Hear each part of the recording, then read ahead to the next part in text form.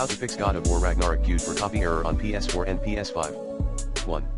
Uninstall and reinstall the game on your PS console. Like this. 2.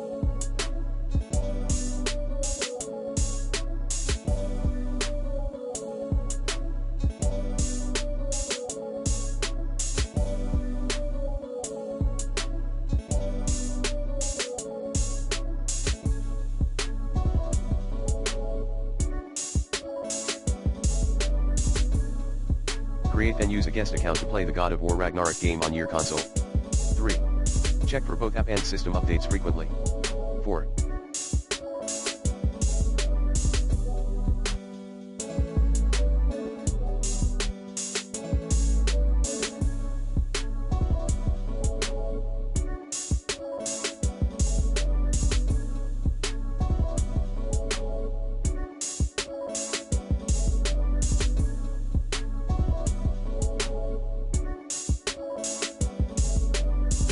Disable any active Wi-Fi connection connected to your PS5, use a LAN connection instead.